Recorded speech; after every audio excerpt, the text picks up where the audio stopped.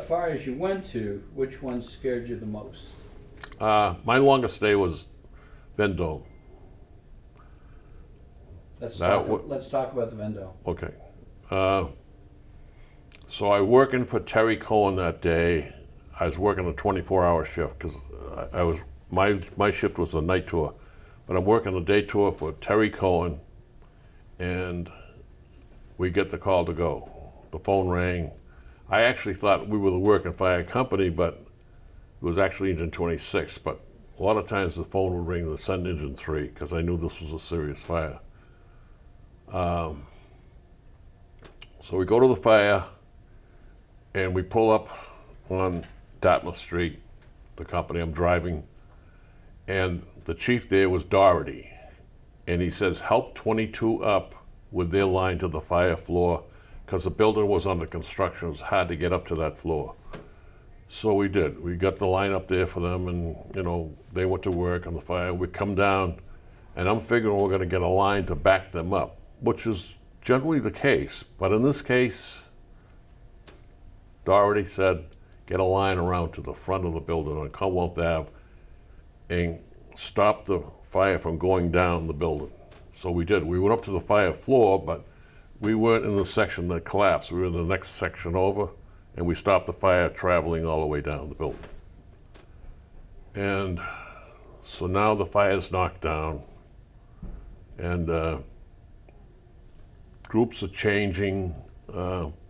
And in the meantime, I get out of there, and I walk down to the room where 22 and 13 were in, and talking with the guys there. It was all black, and they took a good pace on the fire. And we're just waiting to make up. And I got through talking with them. I walked out of that room, took a turn, and down it went, just like that. It was literally seconds. I walked out of that room. I'll never forget that. And I walked back to my room. I didn't know what happened. I ran up to the room that was right beside it. And we had Captain Fiscaldo there, Joe Noto was there, Frank Small. And the guy was yelling outside. We looked out the window. He's yelling, rescue, rescue. It was Frank Lawrence. And we didn't know what the hell had happened because we can't see what took place.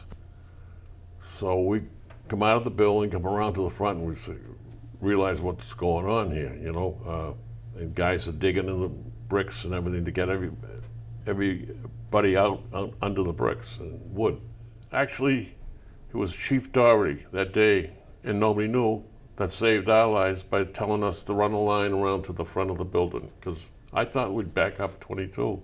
And if we had, we would have went down to 3, We were in the room next to it to cut off the fire. This room here collapsed. There's a firewall here. And we're in this room. The fire was coming across at the top. And here he is slung up there like that. And we're all looking at him and saying, Jesus Christ. Who was this? John Jameson, he was ladder 13. Did you know who? Oh, no, he was 22. 22, right. Did you know who it was hanging there? Yeah. Marty Pierce come over, says, that's John.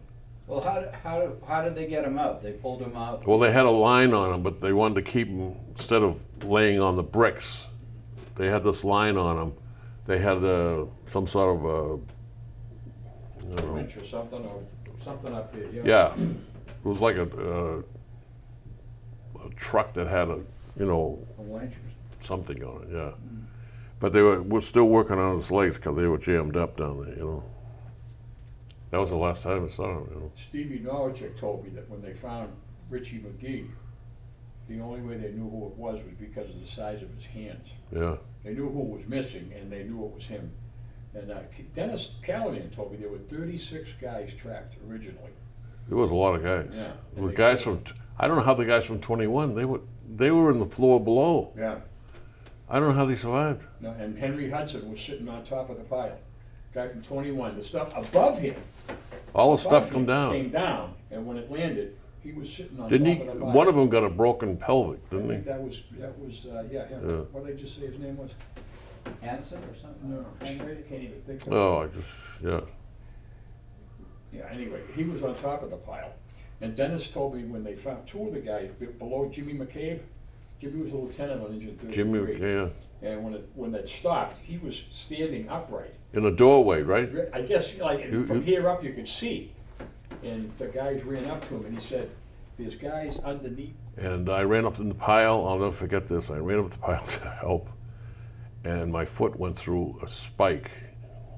This was an old building, so they had them cut nails, and it drove it right through the boot into my foot.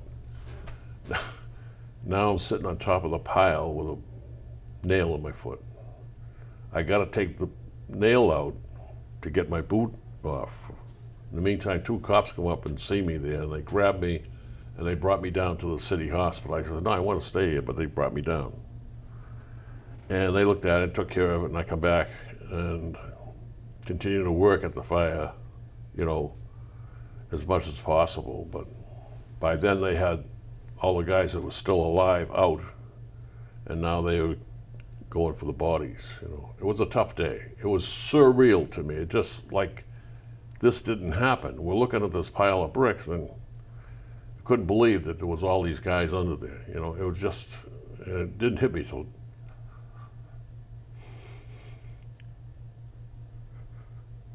next morning. Right. I pulled in the driveway.